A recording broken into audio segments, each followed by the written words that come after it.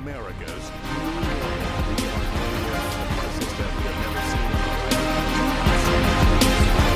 should be on the streets. The healthcare system braces for the worst. It wasn't like any sickness that I've had before. Felt like I had a belt around my chest. We're seeing a lot of people just kind of freaking out. Borders closing, public spaces and stores emptying out. Officials scrambling to respond. Nobody knew there'd be a pandemic of this proportion.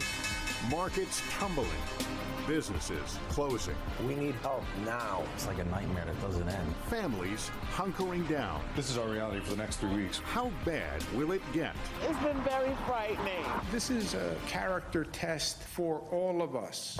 This is an NBC News special report, the coronavirus pandemic. Good evening, everyone. Welcome tonight. A special look at what has suddenly forced its way to the forefront of all of our lives. One of the biggest crises we've ever faced, the coronavirus pandemic. Over the next hour, we will bring you the latest on the outbreak, and in collaboration with Facebook, we're going to be answering some of the questions most important to you. What concerns you most about the coronavirus pandemic? Go to our Facebook page to weigh in, and our panel of experts will answer your questions throughout the hour. We're all in new and uncharted territory. Just tonight, Governor Gavin Newsom of California, the biggest state in the nation with nearly 40 million people, has issued a stay-at-home order for the entire state. This is the new normal. We'll go to Jolene Kent now in California with more on that breaking development. Lester, that's right. This has just been issued in the last hour, and the whole idea of this stay-at-home order here in the state of California is to prevent and stem the spread of COVID-19, known as coronavirus. What we know is that the stay-home order starts tonight. It goes through April 19th, and it requires the closures of malls, playgrounds, non-essential businesses to shut down starting tonight at midnight. However, if you do have gatherings of between 2 and 9 people, those can be in a confined space, in a private space, say in your home. The other good news is, because we are in California, you can still go for a walk. You can go to the grocery store, to restaurants, as long as you're practicing 6 feet of social distancing. So this is something here in Los Angeles we've already seen come over this time, but this does begin at midnight. It starts tomorrow. All right, Jolene Kent with that late breaking news. Thanks very much. And so this is our new normal, except it's not normal. We direct a statewide order for people to stay at home. That directive goes into force and effect this evening, and we are confident that the people of the state of California will abide by it.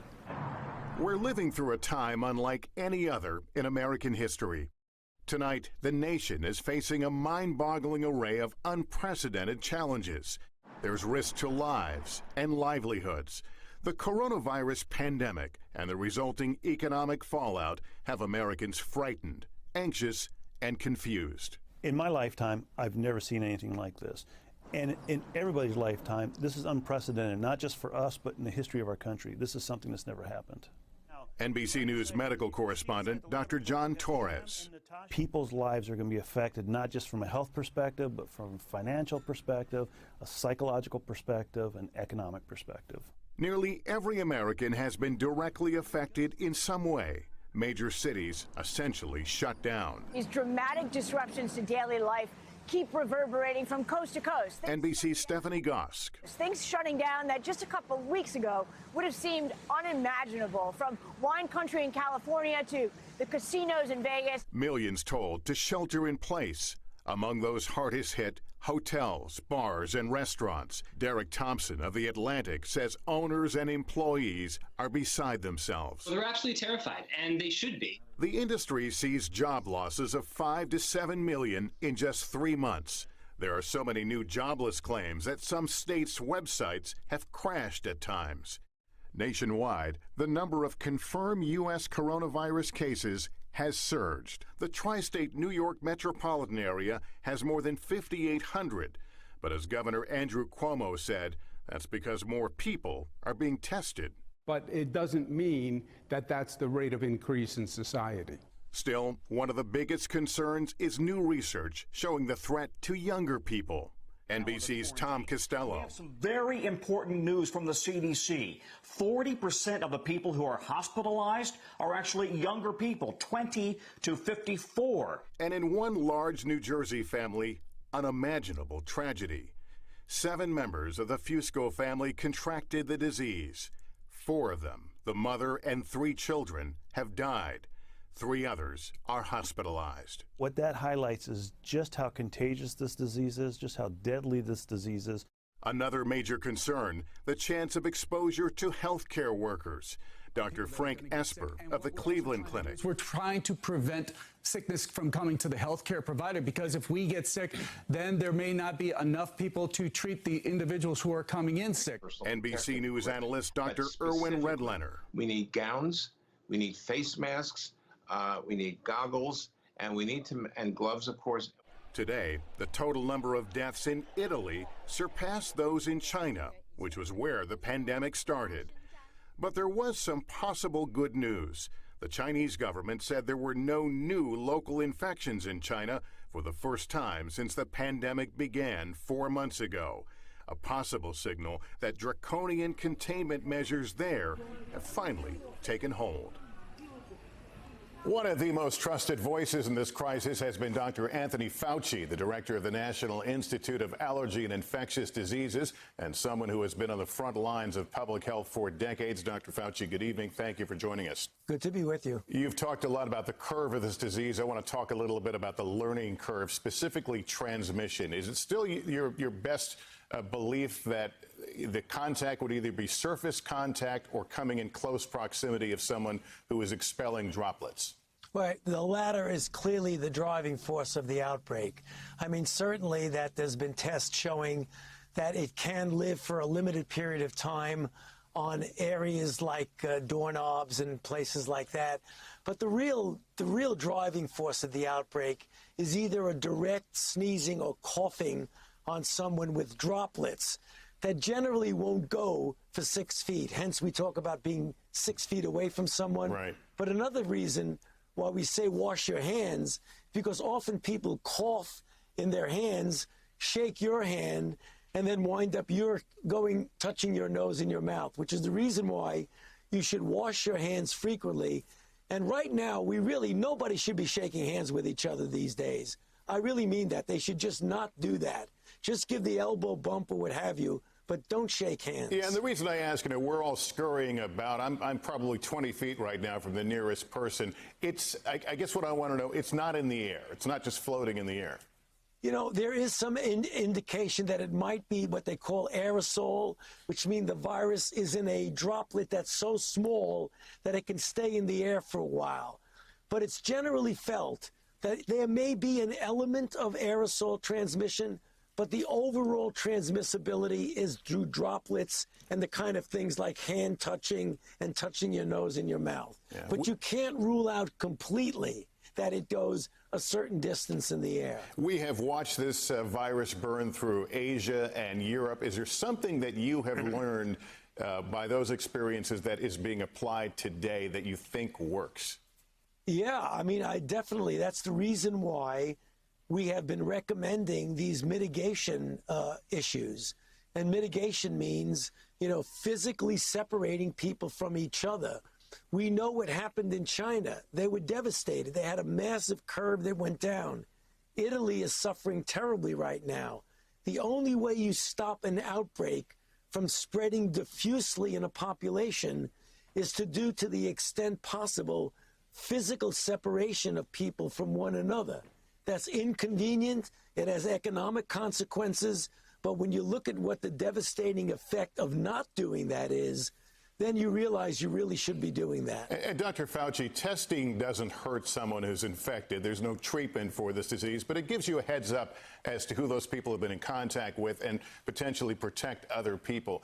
Given the limited amount of testing, are you somewhat working in the dark here? Well, in some respects, you don't know what the full penetration in society is.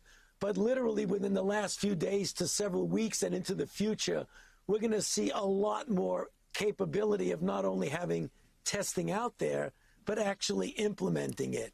But even in the absence of testing, and I don't mean there should be absence, we should be testing as much as we can, that doesn't stop you from doing the mitigation strategies of separation.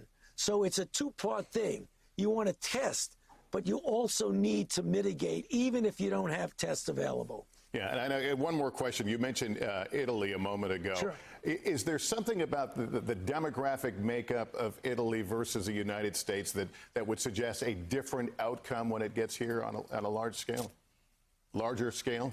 No, you know it.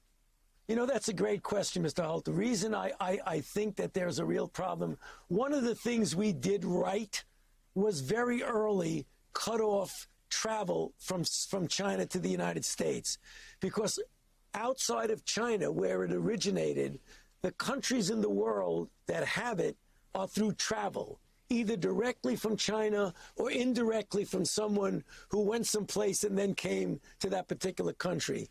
Our shutting off travel from China, and more recently travel from Europe, has gone a long way to not seeding very, very intensively the virus in our country. Unfortunately, Italy did not do that. They had an open border. They let people in, and until they really knew they were in trouble, then the cat was out, the horse was out of the barn, and that was it. All right, Dr. Anthony Fauci, always good to speak to you. Thank you for your service in this. Thank you. Good to be with you. Our panel of experts. They'll be answering your questions throughout the hour. NBC News medical correspondent Dr. John Torres, virologist and epidemiologist and NBC News science contributor Joseph Fair. Also, our business correspondent Stephanie Rule, NBC News consumer and investigative correspondent Vicky Nguyen, and NBC News and MSNBC medical contributor Dr. Kavita Patel. Before we get to our viewers' questions, I want to pick up on something Dr. Fauci said, and Joseph Fair, I'll put this to you. This idea that it could be in the air beyond just, someone sneezing or coughing. Does that explain perhaps why this has been so contagious? Not necessarily. It really comes down to the coughing and the direct contact. There is limited evidence that, it can, as Dr. Fauci mentioned, very small droplets could suspend in the air for just a few moments.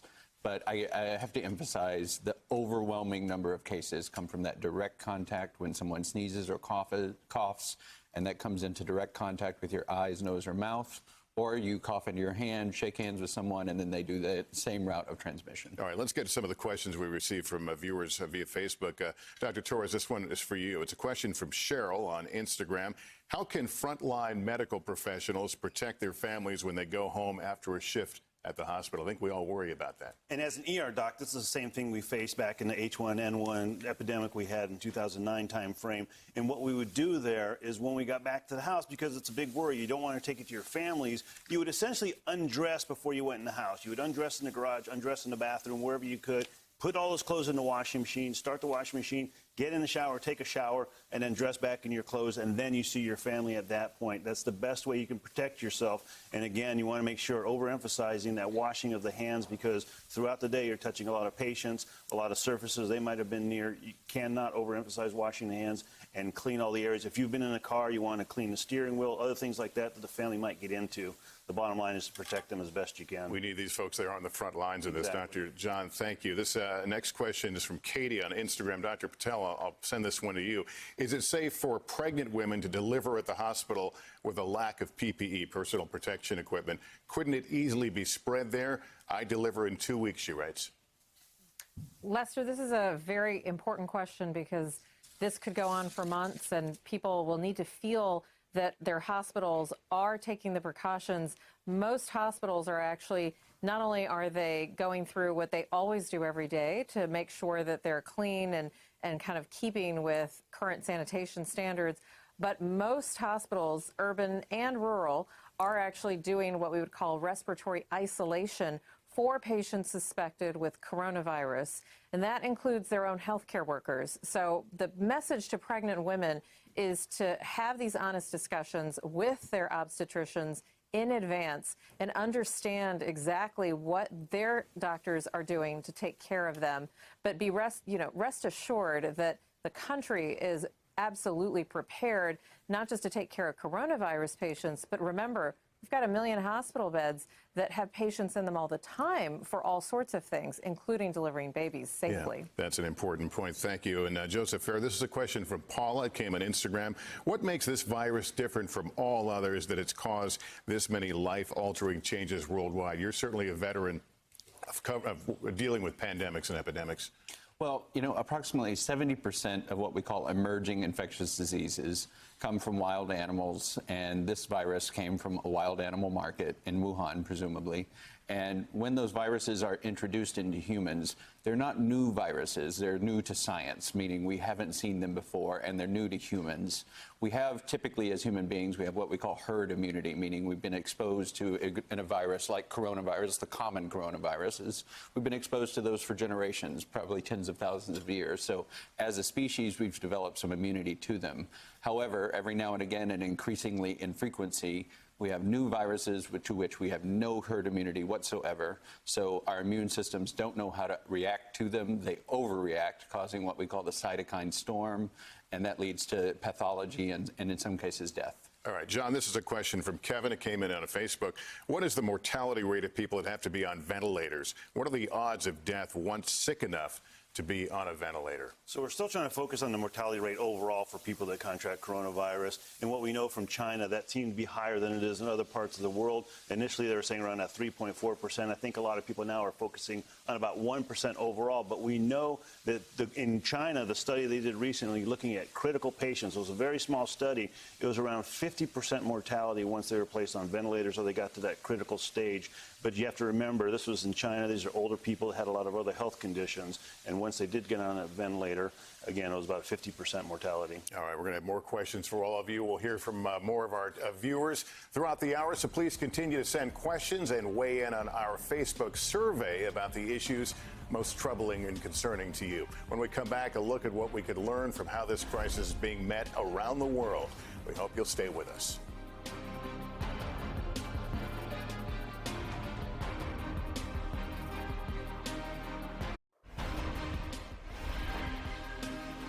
This crisis is called a pandemic for a reason. It is worldwide in scope. Hundreds of thousands of confirmed cases in dozens of countries on every continent but Antarctica. Our chief foreign correspondent, Richard Engel, has been tracking the outbreak and joins us now from London. Richard. Lester, it is now in 160 countries and territories. There are only about 190 countries and territories on the globe, so it truly is a pandemic now. Here in Europe, there is rationing at supermarkets. Borders seem to be closing every single day. In Italy, the people get together. They are watching the TV at 6 o'clock every evening. The newscast comes, and it announces the daily death toll, and that death toll continues to go up. Germany's Angela Merkel says this is the worst crisis her country has faced since World War II. Never in peacetime has the world looked like this. Cities across Europe now desolate. The people too scared or not allowed to go out. But finally tonight, some good news from China. It's seeing no new domestic infections. The bad news is the cost was freedom. In January, China locked down more than 50 million in its hardest hit province, dragging people away who didn't comply. I spoke with one of the UK's top virus trackers, epidemiologist Neil Ferguson, himself in isolation. He tested positive for the virus today. Does the United States need to go like what China did? I think in the short term, those are the only options. Unless you roll out testing on a massive scale and innovative approaches to contact tracing and isolation of cases, which the Chinese are now doing, and that's what Korea is doing. When I saw what happened in China and the huge, tremendous restrictions, do you really think that's what we should be living with until we have a vaccine? I think there are probably a range of models of how to do this. The Chinese have adopted one approach, which has come at a significant social cost. In Spain, France, and Italy, they've chosen China Light, nationwide lockdowns without the repression. People can go out for essentials, and yet the death toll continues to climb.